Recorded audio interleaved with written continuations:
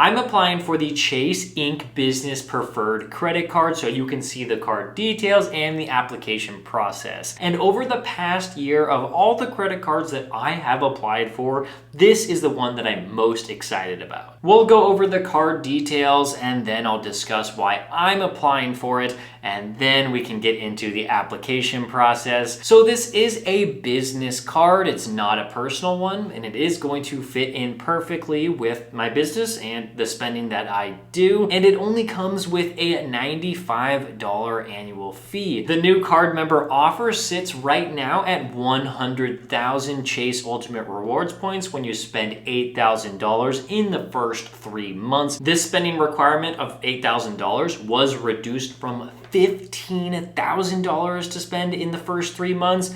Hey, look, I wanted this card for a while, but I could not justify spending $15,000 in 3 months. My business just does not do that kind of spend. And if you're worried about this being a business card, you may be able to get approved for this one, even if you don't have a business registered with your state. If you make any kind of money with a side hustle, or you just are self-employed and you make money that way, you can get approved for this card. So back to the 100,000 Chase points that you're going to earn for hitting the minimum spend on this card, that could easily be worth $2,000 or more in value. I say that pretty confidently because I won't just be getting 100,000 points for this sign-up bonus. I'll actually be getting a referral bonus because my wife is referring me to this card, but of course we'll talk about that later in the video. Now we need to talk about the elevated spending categories for this card. There are 4 that is going to help you earn 3 times points. The first one being shipping. My business does not do a lot of shipping. Maybe in the future it will, but not right now. The second one is advertising, and just like the first one,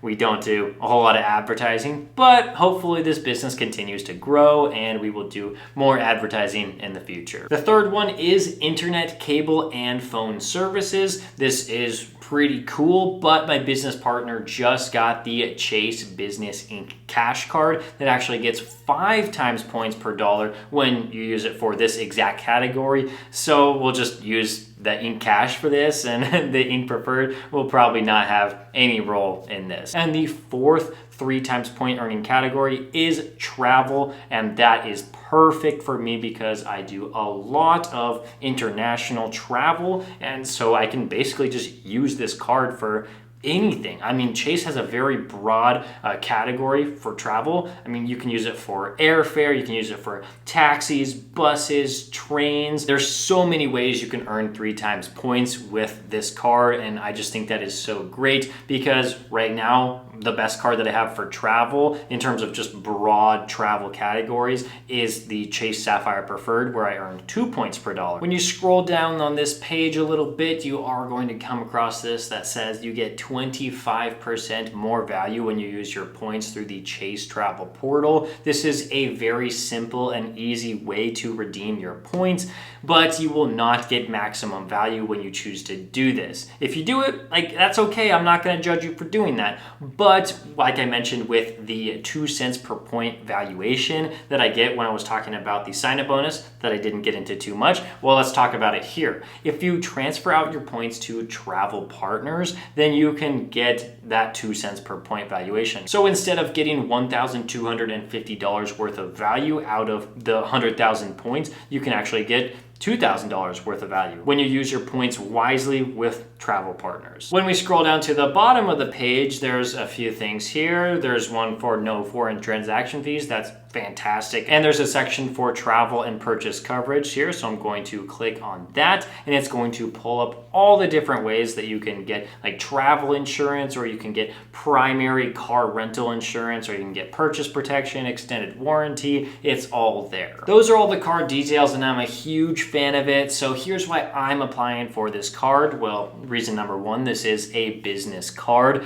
I am so happy that I have a business. I have an LLC right now, and my business just wants to have the best credit cards available to them. So why not apply for one that's really, really good here in the Chase Inc. Preferred? Hopefully this one is obvious at this moment. It is the sign-up bonus just to get so much value out of this card. And I mean, I have to spend $8,000 in order to get it, but the $8,000 is not going to be a problem. Every single single purchase is going to go on this card until we hit the bonus. And there is an additional 40,000 points that is going to come into my family by signing up for this card. That is because my wife is referring me to the card, and so the sign-up bonus turns from 100,000 points to 140,000 points. And you could use this method as well if you do have a spouse that does have a Chase Inc. card. But if you don't have any friend or family that is referring you to this card, you can always use my referral links. It'll be down in the description if you want to check it out.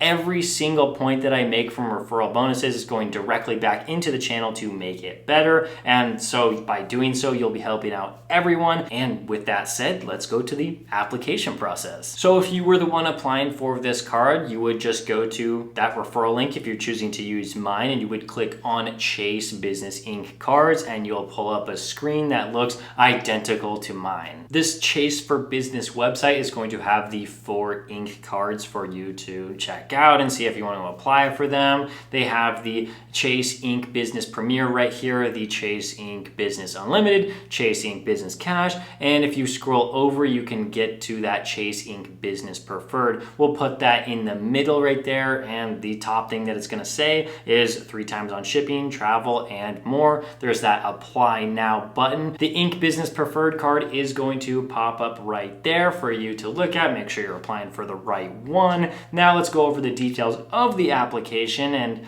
I'm starting to get a little bit nervous because I just really want to be approved for this card. Right here we have the personal information. You would put the authorizing officer title here. So you could put member, owner, partner, whatever makes sense for you to put in there. I'll put owner since I am the owner of this business that I'm applying for. There's the first and last name, the date of birth, mother's maiden name, social security number, your address, and then your personal gross annual income right there. I am going to add my income to my wife's, and that's how we get the number that I'm going to put right there. And then we go into the business information, select your legal business structure. I'm an LLC, but if you just make a little bit of money on the side, then you would probably just almost always be a sole proprietor. So just make sure to select the correct one for you, then the business legal name, and then what name you want on the card.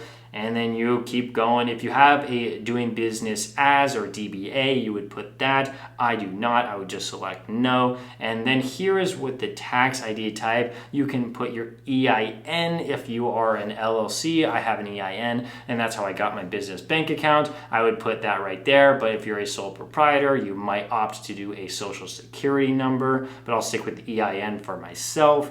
Is your business physical address the same as your personal address? Make sure to put the accurate information there so they can verify it and they can actually send you the card. Number of employees, business phone number, the business established date along with the revenue, and then it just keeps going in. It's the business category here. There's a lot of options. You can always put other if you don't fit any of these categories. Then you put your estimated monthly spend, what you expect to put on this card, and then percentage ownership of the company. If you own a business 50-50 like me and my wife do, then I would just put in 50 there, and it's going to pop up this other option here. Are there other individuals who directly or indirectly own 25% or more of the business? And so since my wife does, I would check yes, and then I would have to put in all of her information right there, which I mean the address and stuff like that would be the same as me. And then you could add an employee card for this owner if you wanted to, and then if you would like to add any other employee cards, you put yes or no. Then there's go paperless. I always select yes here, and then we get into the pricing and terms. I always look at 3 things when it comes to pricing and terms because everything else is kind of irrelevant for me and a lot of other people, but if you want to check it out for yourself, feel free to do so. The APR, just know that you will be paying a hefty amount in interest. So if you decide to carry a balance on this card, if you're paying this card off in full and on time every month. You don't have to worry about that at all. Just don't carry a balance on this card. It's definitely not worth it. Then we move on to the annual membership fee, which would be $95. That's a good price to pay for this card, at least in the first year. And then the no foreign transaction, which is just so nice. There's certifications here at the bottom of this screen. There's quite a few of them, so I'd recommend taking a look at it and just make sure that you can agree to all of these. If you scroll down to number 10 at the bottom of the page, you can see the new card member bonus offer is only available if I do not have this card and have not received a new card member bonus for this card in the past 24 months. I do not currently hold this card and I have not gotten a bonus on this card, so I am eligible to receive that 100,000 bonus points. Once you're okay with all of the information you have put on this application, you can click the box that you've read and agreed to the above, and then you can click submit. I'm going to go through this application, make sure I typed in everything correctly, and then we'll click submit and find out the results. I have gone through and double checked everything and it's all correct, and the only thing we have left to do is to submit it, and I can't say this enough. I just really hope that we get this card, but I am feeling like for some reason it's gonna get stuck in pending reviews. So if that does happen, then of course I'll add on to the end of the video and be like, hey, we got approved or we got denied. So we'll just see what happens. Let's click it. All right, so let's see what happens. Of course, we have the spinning circle. It's gonna be spinning for a while, maybe like 20 seconds. That's usually what happens. So we'll just have to wait and see. And there we go, just like I thought. The application is in review, so we'll just have to wait and see. It's not a denial, so we'll just have to see what Chase says. It's the next day and Chase has made their decision, so I threw on the shirt from yesterday, and I need to tell you a little bit of the background. Chase emailed me this morning and said, can you send us some documents to verify your identity? I was like, cool. Just had to verify my birth date and my address, which is fine. I was like, maybe I typed those in wrong, but I don't know, I never had to do this before with Chase. And so I sent those over, and then 3 hours later, they sent me another email verifying like more. It was my birth date, my address, my tax ID for my business, and my business address. Like, it was a lot of information. I was like, this seems interesting, but I sent it all in, and then 3 hours later, I got the message, I got the email that we've been approved. Wow, I am so excited about this because I just wanted this card so bad. I just looked at it in my mobile banking. It's right there. I'm going to see the credit line for the very first time. There is a guaranteed minimum credit limit on this card of $5,000. You can find that in the terms for this card. So we're going to pull it up and see it for the very first time. And it's $5,000. I guess that's fine. Don't forget to check out all the links in my description for all the credit card referrals. And if you want to stick around on YouTube, click on this video to watch how to transfer your points out to travel partners to maximize the value of each Chase point. Thank you for watching. I'll see you in the next one.